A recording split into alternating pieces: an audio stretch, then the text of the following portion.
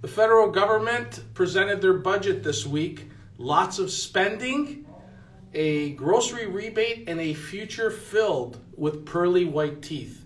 Opening weekend of the Toronto Blue Jay season is upon us.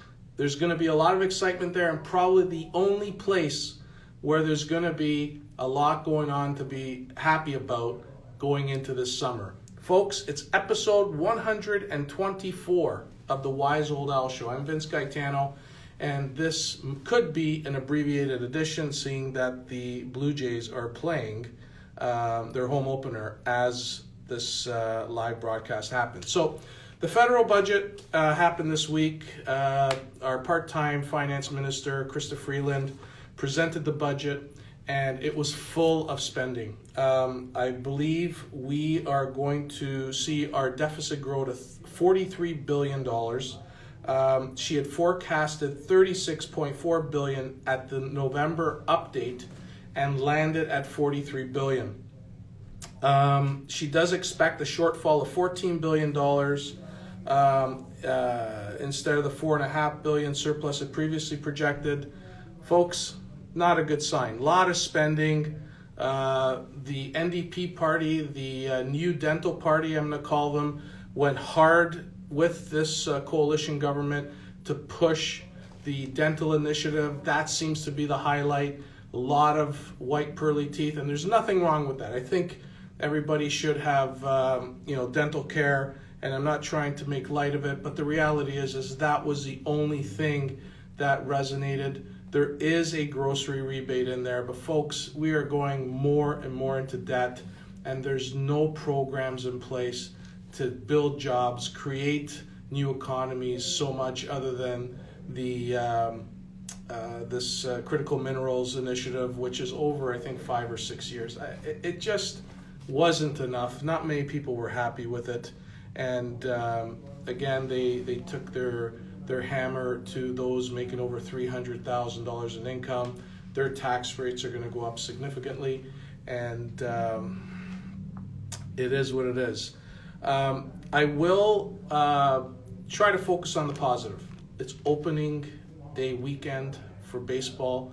Major League Baseball's back. The Blue Jays start on the road. They're in St. Louis this week, and let's hope this will be a better season with a more favorable ending than last year's basically mess in the playoffs. That was absolutely depressing, to say the least. But all in all, we have the bond rate move up a little bit this week. We're sitting at about 2.88 on the 5-year bond yield last week. It's moved up to 3.06 as of this afternoon, and it looks like rates are going to be settling. Lots going on globally. We have a couple new relationships being established globally to try to power the U.S. dollar. I think Saudi Arabia's made some new partnerships with Russia, China, India. So it's going to be really interesting how the U.S. dollar gets challenged by other countries globally. Use Porsche Tracker. As people who know and watch this show on a regular basis, I do a regular weekly used car tracker, and I focus on Porsches. It hit a high of about 1136 at one point, and these are all used Porsches sold within a 100-kilometer radius of where I sit here at Dufferin and Orphis, just south of Yorkdale. And we started doing this back in September when the number was about 944. It did go all the way up to 1136, I believe was the high, 1136 or 1138. It's now dropped down to 1,069. So we think that's a good measure and data point to understand the toys that are being sold in the marketplace. It's about a 13.2% increase from the low of 944 when we started this, and we'll keep an eye on it. But we're starting to get some interesting clients coming in with some interesting problems. We're starting to see some of the stresses of the monthly budgeting start taking shape. people are scraping through their savings. They're trying to do their best to keep up with payments, and we're starting to see things break. We're starting to see the cracks. And folks, this doesn't bode well. As inflation continues, the dollar continues to sputter along, and we're importing inflation when we're bringing goods into this country, and it just doesn't look that good. We are seeing some relief with banks being allowed to extend amortizations for existing mortgage clients. I think that could be a bit of a bailout and probably much needed.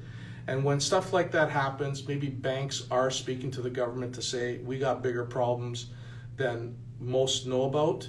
And I want to go back to CIBC. When they announced that $72 billion of their mortgage portfolio was in excess of 35-year amortizations, that really tells the tale as to what possibly RBC, BMO, and TD could be experienced as a big chunk of their mortgage portfolio sits in those static variable payments, which I just despise, and has put people in a very, very difficult situation. A few posts this week on Twitter with folks with 77, 80-year amortizations on their mortgages because of those static payments doesn't bode well. And it's clear that the government is giving some latitude to the banks to come up with some tools to help these folks out. So in a way, it's good. Maybe the reason why we're still not seeing the listings come onto the market. So these tools, what they're doing is they're extending people into staying in their homes because they're not having to pay the true principal and interest component relative to their contracted amortization schedule. So this loophole with the static payment that has caused this unrealistic payment relative to where rates are has actually kept people in their homes longer than they should. And the government's now stepping in, allowing them to continue having these extended amortizations on grandfathered mortgages, not on new stuff. The new stuff, anybody looking for a new mortgage, the cap is still 30 years, okay? These are people that are in products and have been in the static mortgage payments that's reversed the amortization and moving in the wrong direction. So, it's going to be really interesting to see if they start publishing this and start letting people know that it's okay. Now, having said this, up until this budget announcement relating to these tools that the government's granted some of these banks to help people out, they were already being done. A lot of these banks were using these tools in extreme situations. They were doing a full audit of the client's banking to make sure they're not splurging in other areas and expecting a free ride. But it'll be really interesting to see how this plays out, and we'll keep an eye on it. I think there's a question in here as all these people start coming in. Sorry, folks, I'm just going to scroll down for a minute. I'm sorry. Where is it? Will that sham 99998? Well, that will not help inflation at all, just delaying all the agony. Well, there is a bit of hype surrounding people wanting to get in the market still. We're still seeing immigration come in at record paces. We're still seeing folks wanting to buy homes, and there's just not enough. So there's still a bit of a FOMO to get back in for those that can afford it. But as far as the inflation goes, we are seeing it come down, whether it's a realistic number or not, if it's manipulated. I have my opinions. I think the number's a lot higher than what's being presented. But at the end of the day, every Canadian and every household has a unique inflation rate because everybody spends their money on different things. So it's incumbent on folks to understand what their household inflation rate is. and to start budgeting and start looking at ways to curb some of that spending, focus on the needs, get rid of the wants, and we're in for a very long haul. And don't be surprised if this lasts more than a year as we start seeing folks hitting the panic button and putting up their hands saying, I can't afford this. Now, the static mortgage payment folks have an outlet with these extended amortizations. But it'll be interesting to see what happens on the fixed rates that are renewing from 249, 279 into the fives. Those folks will be on lower amortizations. Will they be able to extend past the original amortization? I'm really interested to see how banks react on the fixed rate side. And for those folks that are in the alternative space that are going from 1-year terms to another 1-year term, because traditionally that's what folks choose in the alternative space, are 1 and 2-year terms. You're coming out of 3%, 299, 329, and then maturing into 7s, 6.5%, 7%. That's a total double. How will your payment be impacted, and will you be able to withstand the increase in payments and being a 1-year term, having bought in the height of the market and not having any opportunity to refinance? That's really going to play havoc on those folks. Not a big segment of the market, I will say, but it will be impactful. Okay, so we'll keep an eye on that, and we'll definitely figure out how it's going. But we are seeing some tough situations. We are seeing some valuations coming in light. The biggest challenges we're having right now are the new construction. So clients are coming in. Those buying low rise are in a hell of a lot of trouble. And they are those that bought a year and a half ago townhouses, single family, semis that don't take as long to build. They bought at the peak of the market. They're coming up for closing, and the appraisals are not coming in. So they're having to, go through all types of avenues to try to come up with more money or come up with a solution. We've been very fortunate because we have been able to work with a few builders that have been willing to work with us and come up with certain programs. One in particular we've been dealing with has been very accommodating and provided some solutions. I'm not sure if all of them are of that ilk, but we've come across a few that are. If you are looking for some assistance, please give us a call. If you know anybody who's in that jam, please let us know. Then there's the other bucket. These are the high-rise condo buyers that are now closing this year. As I mentioned on previous shows, we have about 32,000 condos being delivered to market this year in 2023. The first 6 months, there's about 19,000 closings. These folks bought 4, 5, 6 years ago, okay, 2017, 2018. They're now closing. And although they're still in the money, values are coming in because they bought in, 380, 410. These things are worth 500-600 grand. The difficulty they're having is qualifying for them. Okay, and we're having to go to alternative and private funds because of the debt servicing. A lot of these high-rise condos have been bought by investors, and for the most part, they're negative cash flow. Okay, the rents aren't covering the mortgage payments, the condo fees, and the property taxes. They're looking at cash flow deficits, in the $1,000 to $1,250 on average a month, which causes problems for qualification purposes. So we're seeing additional co-applicants. We're seeing multiple people on file beyond the traditional 2 people on title. And we're getting help from friends, family, parents to get some of these done. Traditionally, a lot of these high-rise condos are sold in the assignment market. That doesn't even exist right now. And some folks don't even want to go through with the closings because of the land transfer taxes, all the builder costs, all the additional fees associated with that transaction, including the GST if it's a rental. Now, you do get it back 8 to 12 weeks later, but you got to come up with it at closing, and it's causing a strain, a significant strain on folks. And we're dealing with it. So if you have anybody that needs help in that regard, please let us know. We have some solutions and options available for you to consider and digest and see if it works for you. So if anybody needs any help that's dealing with purchases of pre-construction, if you need any help with refinances, please reach out to Owl Mortgage. We have a great team here.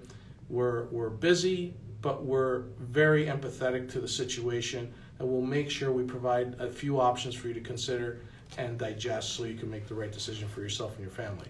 But for the most part, it's been a grind. It's been a tough week of mortgage business.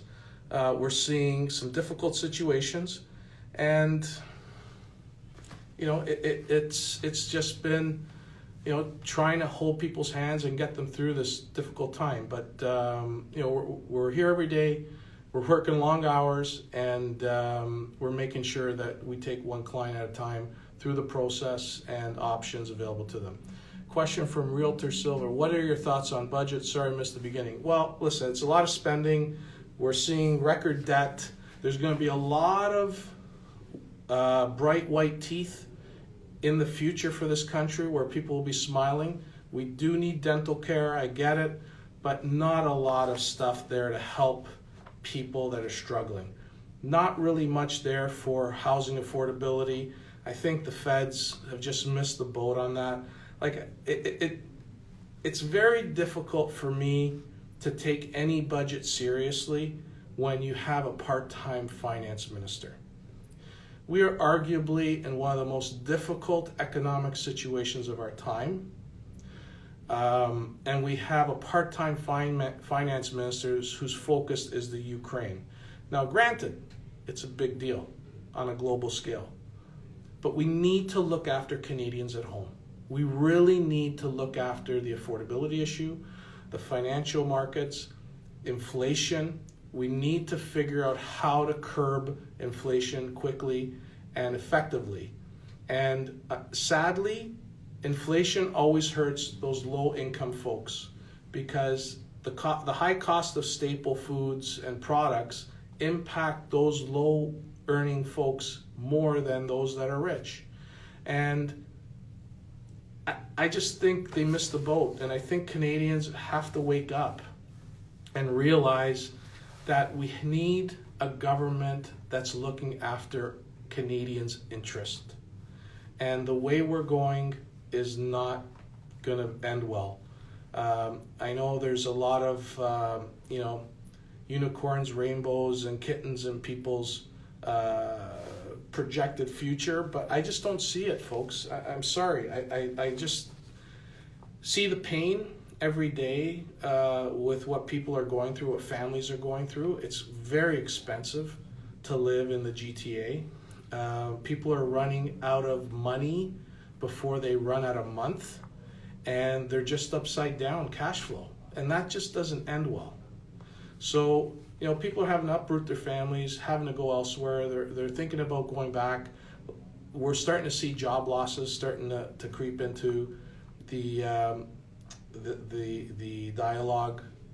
We've had maybe a handful of job losses this week from folks that one person in the family lost their job, and it's gonna be worse. It's gonna continue.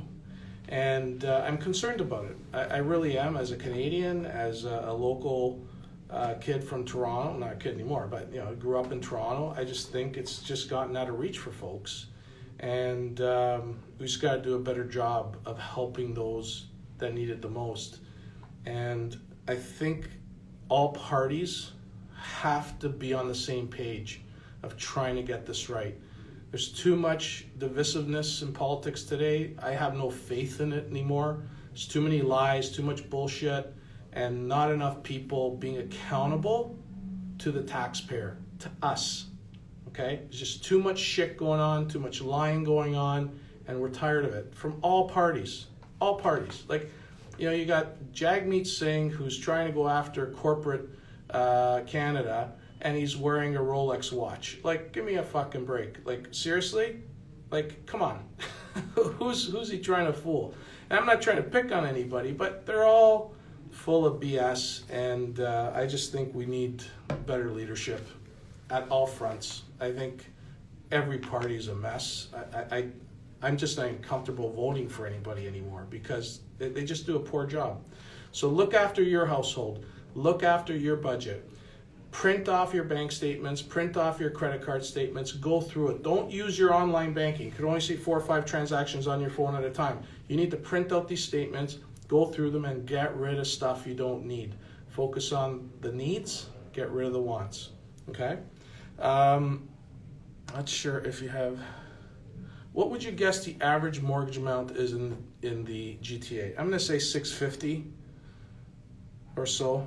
Remember, there's a big chunk of people that don't have mortgages at all, right? Like, I think it's like 35-40% of people don't have mortgages. So, there's people that have paid them off, live in their homes, they're enjoying life. This isn't impacting them. And then there's people that rent. They're limited to whatever the landlord-tenant board sets as the maximum increase per year. I think today, if you're a renter, you're in good shape. You got a lot of protection. You know you have some clarity on how much you're going to be paying every month. And, if you've levered up on your debt and saw how much it's gone up over the years, it's going to be painful trying to carry it. So, this impacts a portion of the economy, of the community. Not everyone, but those that are carrying a lot of debt are going to be suffering, and disposable income is going to be crunched because of the increase in interest costs to their budgets. So discretionary household spending will go down as more and more people see the cost of interest go up. Got Joe Vitale here, always interested to hear his thoughts. Daniela Italian Principessa. I seen a post that you mentioned something about if you bought your house in 2016, what was that about? Okay, so there's a couple lenders in our community that have indicated to us that if you bought your home pre-2016 and you have a mortgage that is in its original form from 2016, I think it's November 2016, they can qualify you on a transfer if you're up for renewal without having to qualify for the stress test. Because the stress test was introduced in November 2016, anyone who took out a mortgage prior to that date and did not alter it, so that means you can't refinance it, you can't restructure it, you would not be subject to the stress test. Okay? So if you're in that particular situation, let us know. We could help you through it if you're struggling to qualify with the new stress test. So let us know. We'll walk you through that. Hopefully that was clear. Got a big crowd again this week. No one's watching the Jays game. Vince, is it true about TD stocks falling? Could any of our banks experience what happened in Silicon Valley? Not sure what's happened to TD Bank stock today. I wasn't in tune with it, but I will say this. It's highly unlikely that what happened to Silicon Valley Bank in California and Signature Bank in New York would happen here. Our banks have CDIC insurance. We have a lot of government guarantees on stuff, and I just don't see, I think it's a too big to fail situation. Will they be hurt with profits? Possibly, if they entered into any long-term bonds at low rates. I don't think there's ever a liquidity issue with the big banks here, but who knows? I'm not sure what's up with the stocks.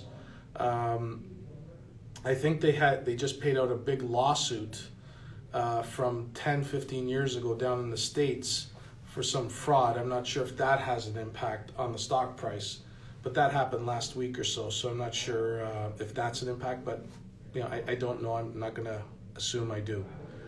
Rajan 929, what would be considered a great 2 and 3 year fixed rate these days? You know, the 2 years not very competitive. We've seen some 3 years in the 487 range, 469 range. On the insured business, rates are a lot more competitive than the fixed. We're starting to see some lenders reduce their rates slowly, but as we head into the spring market, we could very well see a bit of a price war as lenders try to vie for some market share if there is any out there. So, if you need details, I would have to match up the situation with the product because there's so many clauses and conditions to some pricing mechanisms, including closing dates and stuff like that. Give my office a call, we'll walk you through it, okay? Great crowd today. Rick Benepal, do you think that fixed rate mortgage rates will be coming down in the next 6 months or so? I think they're going to level off. Not sure if they'll necessarily come down a lot. Rest assured, we will never see rates at the COVID levels again. Period. End of story.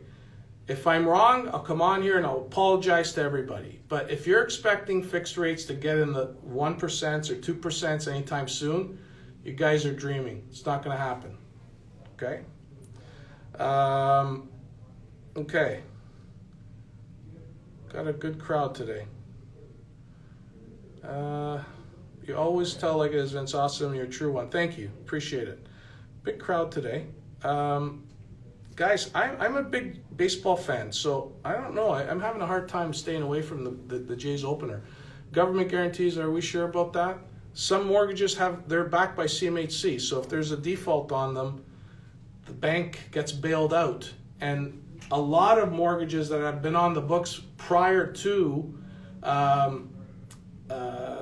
have been insured by the government. So yeah, there's a lot of government guarantees. There's CDIC insurance on deposits up to 100, 120,000. I'm not sure what the exact number is, but there are insurances, government insurance, on deposits with the banks.